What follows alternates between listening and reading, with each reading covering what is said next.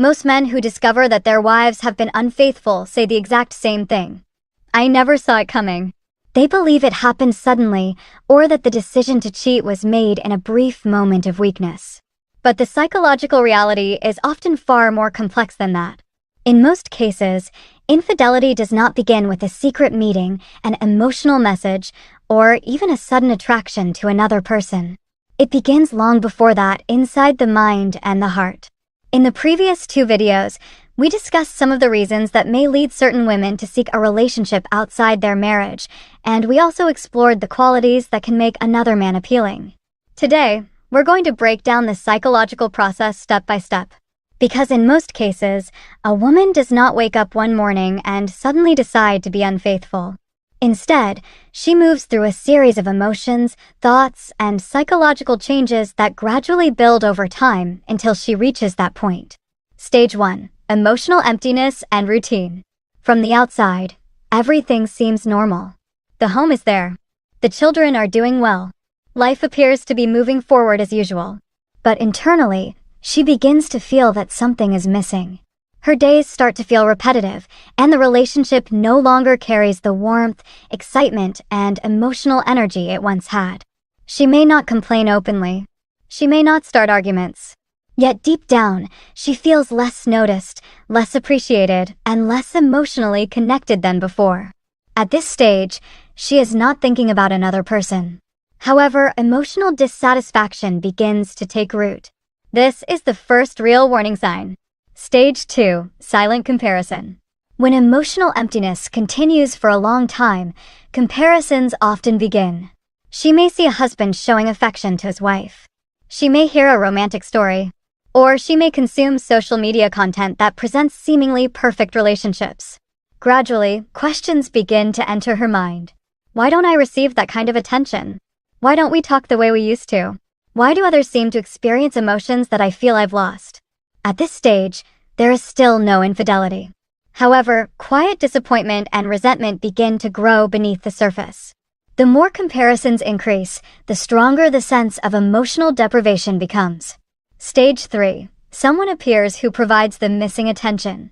This is where the most sensitive stage begins. The person could be a coworker, someone she talks to online, or even someone within her social circle. At first, everything appears completely innocent. A casual conversation, a simple compliment, a kind gesture, someone who listens attentively. But little by little, this person starts filling an emotional space that had been empty. She begins looking forward to his messages. She smiles when she hears from him. She feels comfortable talking to him. And often, she doesn't immediately realize that an emotional attachment is beginning to form. This is why many people consider this stage one of the most dangerous. On the surface, the relationship may still appear harmless. Yet beneath the surface, deeper emotions are quietly developing. Stage 4. Psychological justification. Once she realizes that she has become emotionally attached to this person, the mind often begins searching for ways to justify the situation. She may tell herself, "I'm not doing anything wrong. We're just friends. I simply need someone who understands me. If I were happy in my marriage, I wouldn't need this attention." At this point, an important shift occurs. Instead of resisting the growing feelings, she begins justifying them.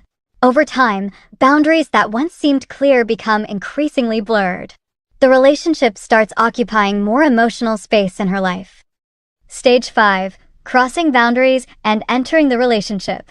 At this stage, the connection moves beyond emotional attachment into a deeper relationship. It may develop into meetings, a strong emotional bond, or other forms of involvement. Initially, she may experience guilt, fear, confusion, and inner conflict. However, if the relationship continues, those emotions may gradually decrease as more and more justifications are created. At this point, turning back becomes far more difficult than it was during the earlier stages. This is why many relationship experts argue that infidelity is rarely a sudden event. More often, it is the result of a long chain of unresolved emotional and psychological experiences that accumulated over time. For this reason, understanding the early stages is often more important than focusing only on the final outcome. Relationships rarely collapse overnight. More often, they slowly weaken when emotional distance grows unnoticed between two people. Now, I'd love to hear your thoughts in the comments. Which of these stages do you believe is the most dangerous? And do you think infidelity truly begins with the first meeting, or does it start much earlier within a person's thoughts and emotions?